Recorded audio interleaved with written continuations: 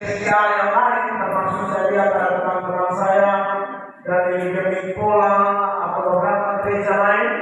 Kita bersyukur kita ada sebagai saudara. Amin.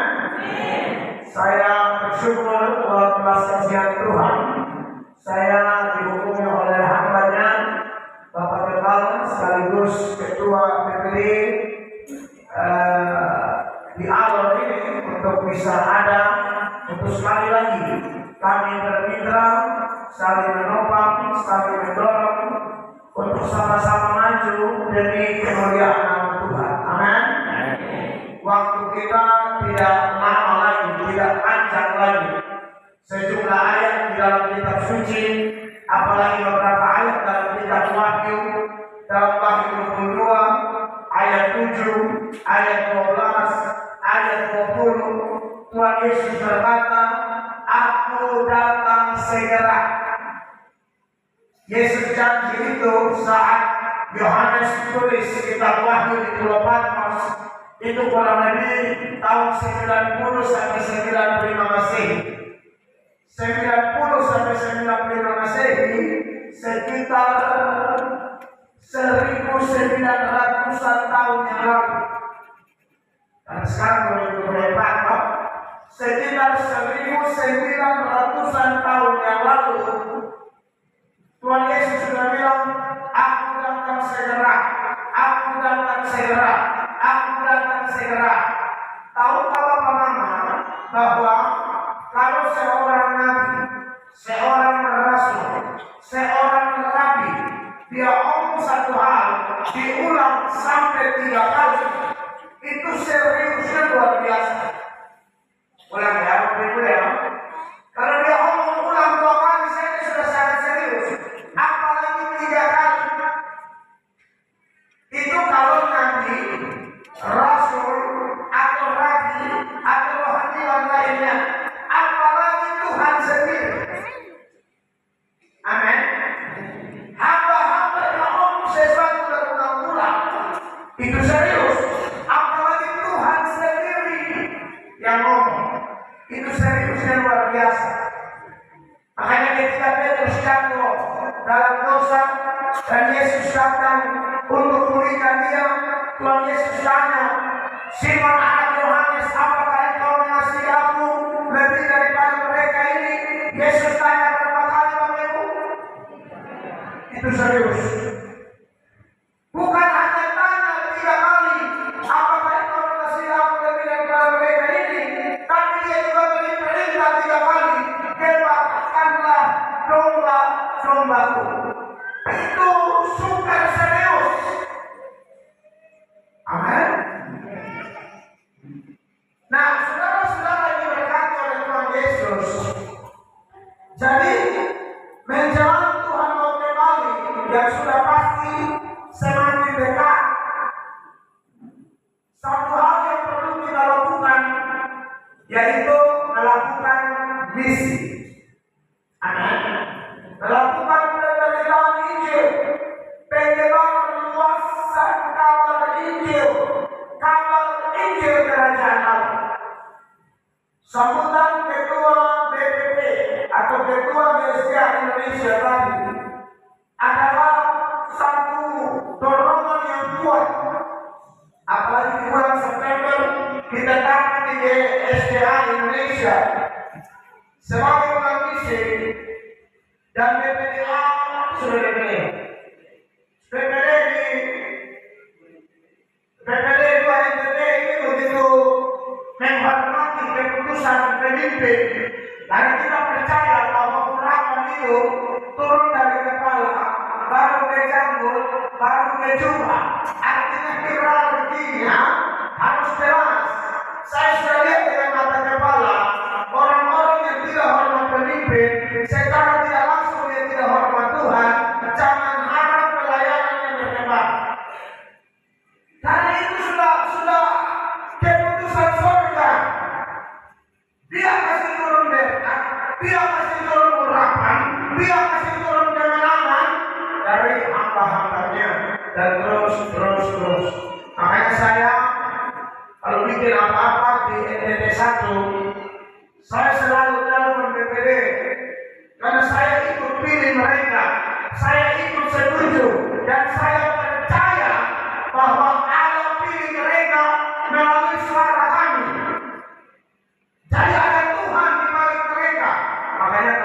bikin apa-apa. Kalau ada kasus-kasus yang saya tidak terlalu memahami secara detail berdasarkan tata gereja, saya telepon ketua tidak angkat, telepon sekretaris tidak angkat, telepon anggota DPD yang lain. Saya sangat hormat mereka.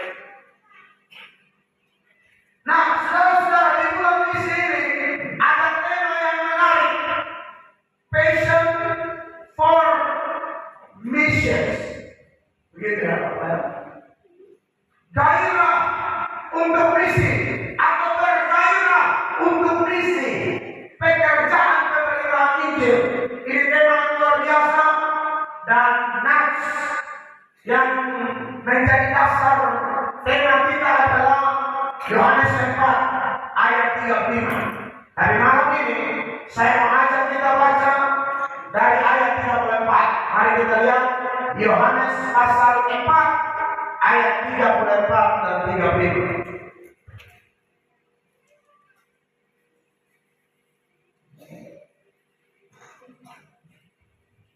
Yohanes pasal 4 ayat 34 dan ayat 35. Mari kita perhatikan ayat ini, kita baca sama-sama dalam hitungan ketiga. 1, 2, dan 3. Kata Yesus kepada mereka, makananku ialah melakukan kehendak Dia yang mengutus aku dan menyelesaikan pekerjaannya. Bukankah kamu mengatakan 4 bulan lagi tibalah musim menuai? Tetapi aku berkata kepadamu, lihatlah sekelilingmu dan pandanglah ladang-ladang yang sudah kuning dan matang untuk dituai. Di atas dasar ayat inilah secara khusus di pasal 4 ayat 35b muncul tema besar di bulan misi 2024 dari GSA Indonesia, yaitu bergairah atau gairah untuk misi, gairah untuk memberitakan Injil. Saudara diberkati oleh Tuhan Yesus Kristus, salah satu sifat kita manusia, dan menurut saya ini sifat yang sangat dasariah, yang sangat mendasar, bukan yang positif yang saya mau ngomong, tapi yang negatif, yaitu manusia itu terlalu cepat lupa. Ulah bapak-bapak ya, kita manusia ini punya kelemahan cepat lupa. Baru ngomong di gereja atau dalam rumah, keluar dari rumah, keluar dari gereja, lupa.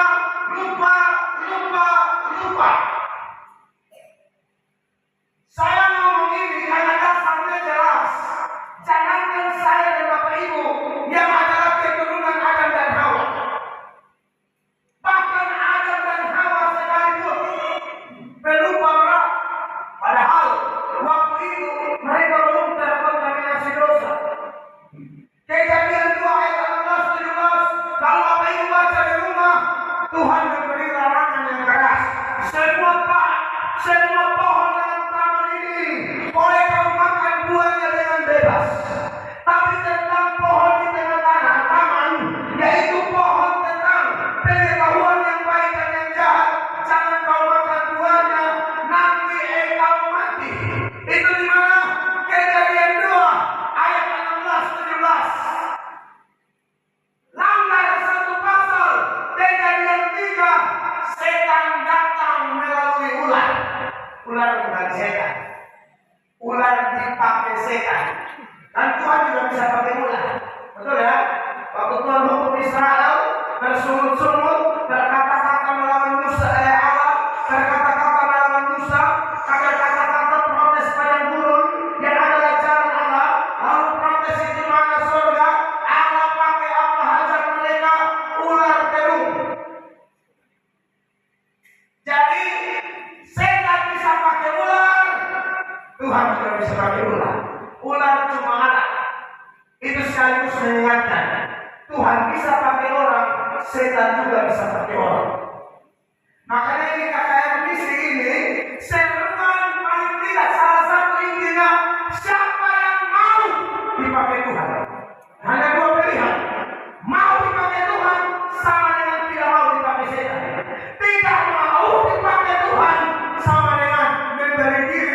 dipakai setan. Nah, itu konsekuensi ya. Cuma dua pilihan. Di dalam Tuhan tidak ada posisi netral. Mau hitam-hitam, mau putih-putih, mau panas-panas, mau dingin-dingin. Tidak ada abu-abu, tidak ada suam-suam. Jadi tabiat kita ini cepat lupa. Bayangkan Adam, Tuhan baru bilang di Kejadian 2, Kejadian 3. Itu belum setan langsung. Baru setan punya anak yang bernama ular. Belum setan langsung. Jadi hati-hati ya. Kalau setan bisa pakai ular, setan bisa pakai kawan kantor. Kalau setan bisa pakai ular, setan bisa pakai mertua. Kalau setan bisa pakai ular, setan bisa pakai menantu. Kalau setan bisa pakai ular, setan bisa pakai kerabat. Di mana ada hari ibadah, tapi dia ada di pancing ikan. Gimana? Mana? Sehingga kita abaikan hari Sabat. Makanya kenapa dari 10 hukum Allah, hukum Sabat itu dia pakai kata ini. Ingat dan kuduskan hari Sabat. Kenapa pakai kata ingat? Kita pelupa. Kita suka amnesia, baik ringan maupun berat. Amnesia yang kita tidak ingatan sesaat. Makanya kalau Bapak baca bagaimana perintah Tuhan kepada Musa di dalam Ulangan pasal 6 mulai ayat 7. Tuhan bilang sama Musa begini, ada ayatnya Ulangan 6 ayat 7. Haruslah engkau mengajarkannya berulang-ulang. Tidak bisa satu kali. Tidak bisa satu kali. Berulang-ulang kepada anak-anakmu dan membicarakannya apabila engkau duduk di rumahmu, apabila engkau sedang dalam perjalanan, apabila engkau berbaring, dan apabila engkau bangun. Di jalan, di rumah, duduk, bangun tidur, tiap kali ada peluang, omong terus. Ada baca ada atas, omong bilang apa? Tuhan itu Allah kita, Tuhan itu Esa, kasihi dia dengan segenap hati atau budi. Anda lihat, seorang ulang-ulang saja, mereka tetap jatuh dalam perkembangan Allah. Wow. Bukankah ini perlu program? Makanya jangan ada dengan KKR yang berulang-ulang. Jangan ada dengan khotbah yang berulang-ulang. Sebenarnya bukan perintah kekurangan bahan, bukan. Tapi dorongan roh begitu kuat untuk mengingatkan jemaat, jangan tidur secara rohani, jangan malas secara rohani. Amin. Apalagi dalam urusan pekerjaan misi. Jadi saya ketika baca ini tema apa? Ini tema keren, ini tema luar biasa. Gairah untuk misi, gairah untuk misi. Ini namanya gairah kudus. Dan ada gairah-gairah yang najis, ada gairah-gairah yang kotor, ada gairah-gairah yang mendatangkan petaka, ada gairah-gairah yang mendatangkan kutuk, sial, bencana. Tapi gairah yang satu ini adalah gairah kudus. Seperti ketua PPP bilang, apa yang membuat surga bersuka cita? Ketika satu orang bertolak. Satu aja bertobat. Kalau satu dengan kamu bertobat, mereka bukannya bersuka cita, salto. Iya kan, begitu terkasih.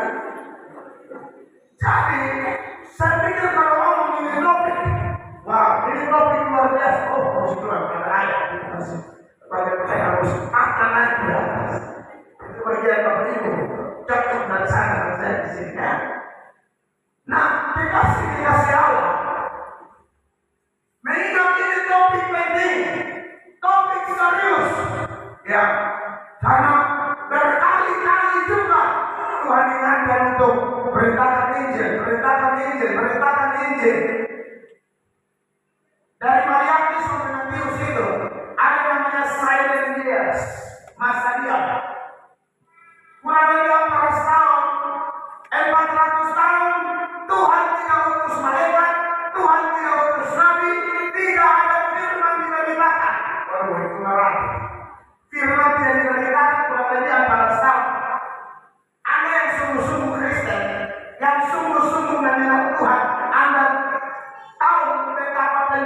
firman.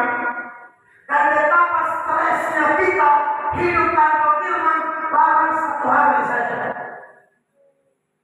Sebab firman itu adalah pelita bagi kaki kita. Amin. Dan terang bagi langkah-langkah hidup kita.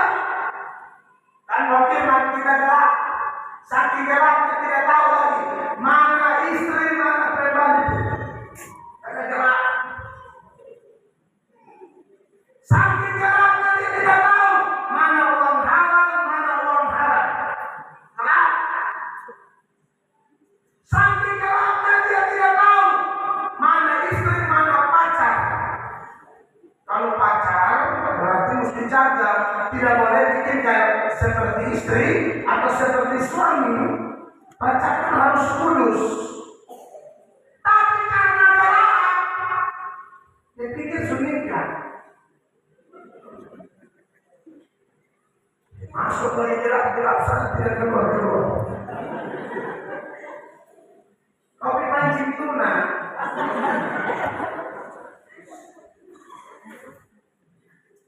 Nah, Bapak Ibu jemaat yang diberkati oleh Tuhan Yesus, bayangkan 14 tahun tidak ada satu hari yang tidak stres. Makanya kenapa di Gereja Indonesia pendeta wajib 1 tahun baca Alkitab zakat. Selesai zakat. Dulu saya sekali, tapi saya yang pendeta Jerman 3 kali. Dan itu memotivasi saya. Orang tua umur 75 kalau tidak salah beliau sekarang. 75 tahun baca Alkitab 1 tahun 3 kali. Dengan motivasi itu beda hitam 4 kali. Kalau yang tua sama nanti kita masih muda-muda orang berbuktinya sibuk kalau apa ya? Betul, saya cakap banyak, tapi kalau yang tua tidak ada alasan. Karena firman itu kekuatan. Firman itu mengajar, menyampaikan kesalahan, memperbaiki kelakuan, dan mendidik orang dalam kebenaran.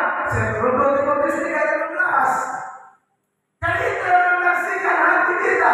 Saya tahu kita bohong-bohong saling mendengarkan. Dan seperti itulah kalau saya ketemu kawan-kawan pendeta.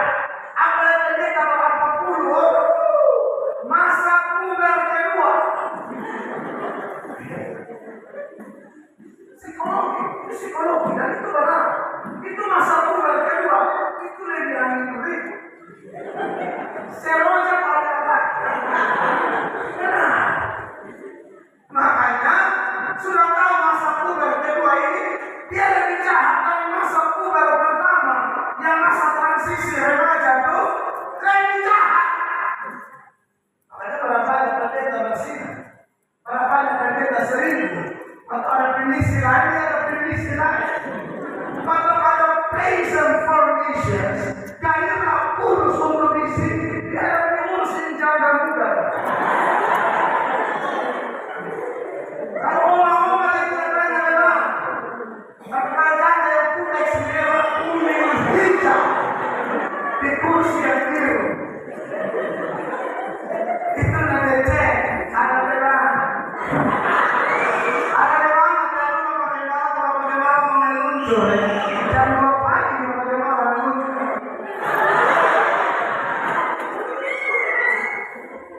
Jadi kita betul, saya tertarik dengan kata gairah itu. Karena kita harus gairah kudus. Bagaimana gairah kudus kita akan semakin ternyala-nyala? Firmanlah yang membakar itu. Kalau firman bukan sekedar pelita biasa, dia bilang firman itu seperti api.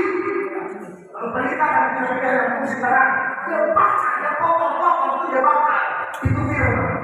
Makanya kenapa ujung tombak satu gereja kalau mau bertumbuh harus pemberitaan firman.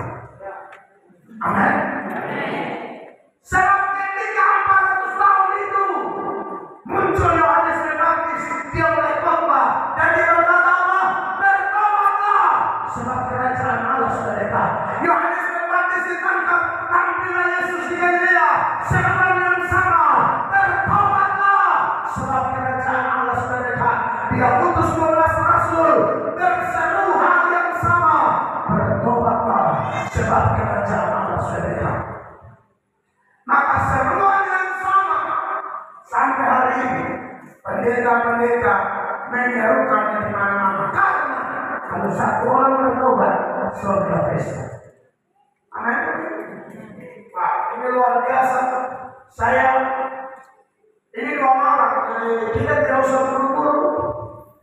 Beri perhatian baik-baik. Catat ayat-ayat yang akan muncul. Disertai keterangan ayat tentang apa. Tulis Matius 5 misalnya ayat sekian, kasih anak mana sedikit, kasih keterangan. Pulang baca mengerti bapak.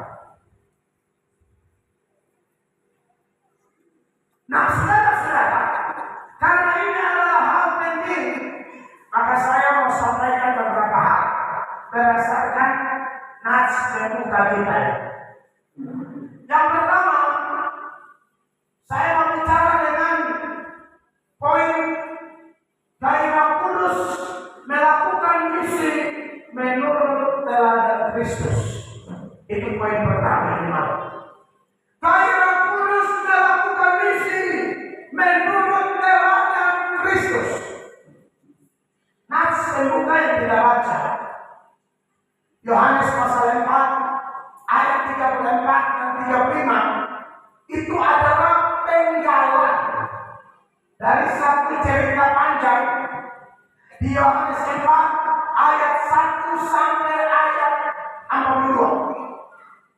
Ayat itu intinya adalah perjumpaan Tuhan Yesus dengan perempuan Samaria di Paritia. Siapa perempuan itu? Kalau diserahkan dalam konteks sekarang, itu perempuan populer dengan istilah pelakor. Itu pelakor kelas berat, penyuka laki orang. Itu pelakor itu. Kalau Yesus memanggil suamimu, tidak aku tidak suami. Yesus dia yang sekarang yang kelima itu juga laki orang. Jadi perempuan Samaria di Paritia adalah seorang yang keras berat, pelakor keras berat.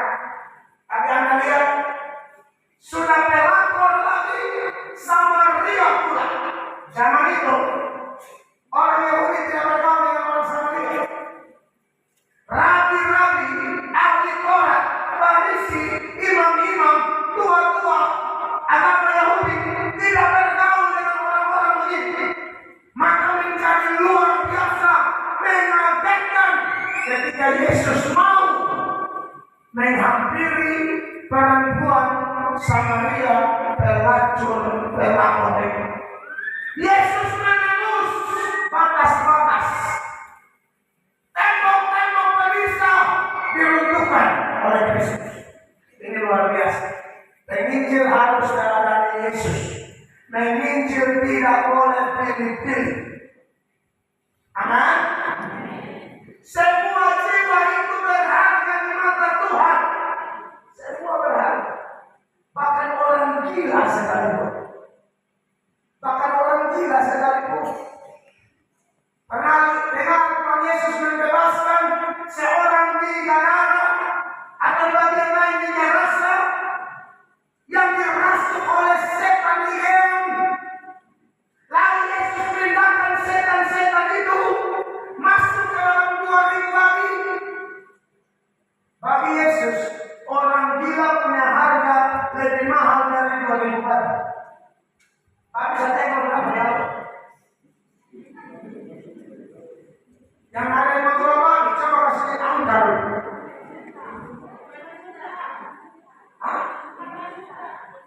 Empat ada 5, oke. Yang 4 sedang tenar.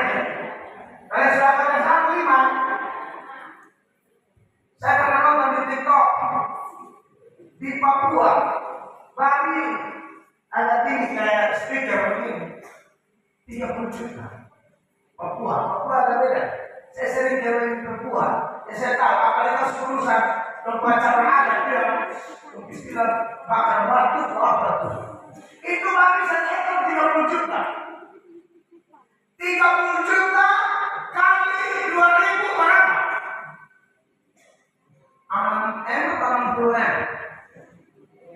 60 deh.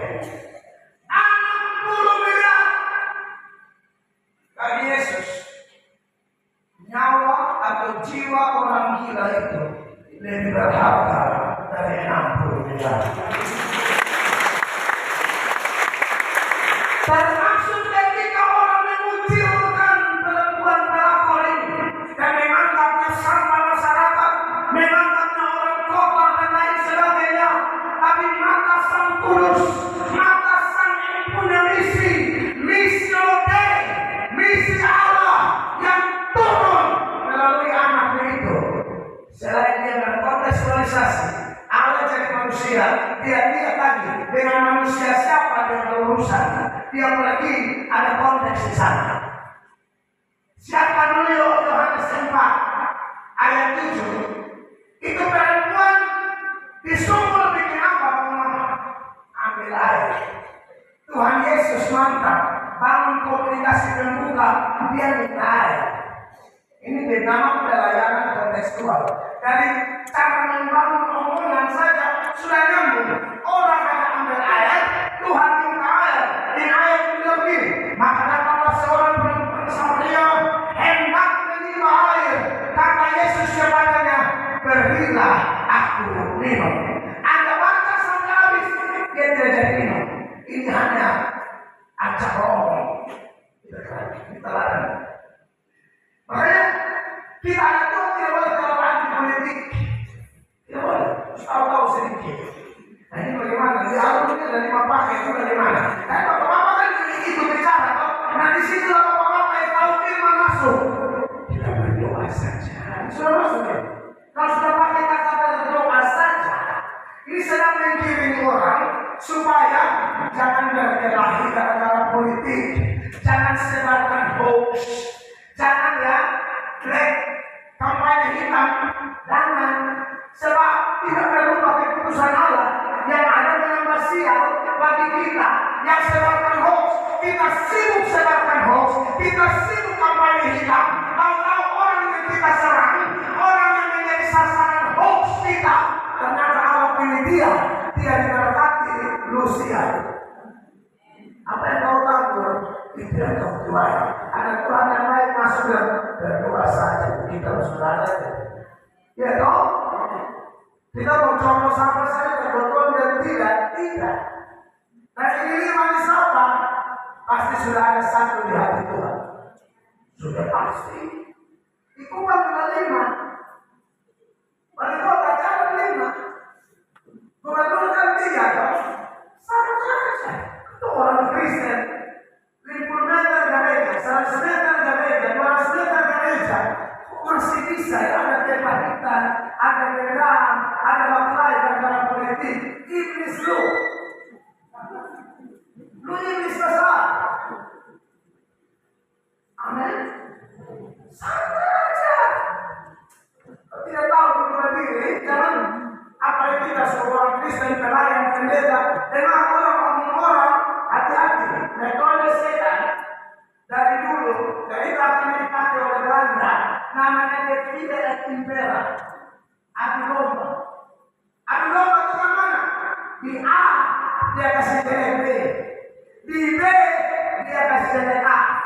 Kan setan begitu. Di depan Adam dan Hawa dia kasih jelek Tuhan Allah. Di depan Tuhan Allah dia kasih jelek Allah. Jadi Anda yang sudah kasih jelek A di B, kasih jelek B di A, lu setan paling fungsi.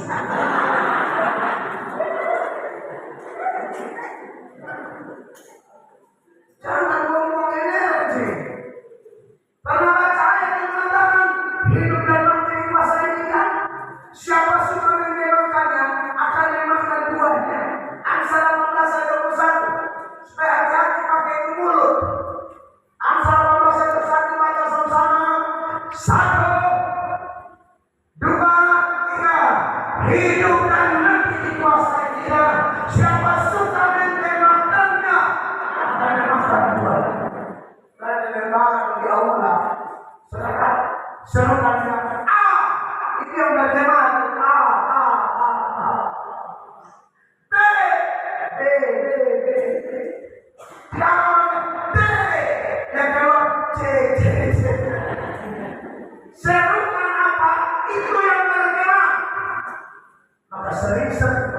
menjamakan engkau. Sering-seringlah menjamakan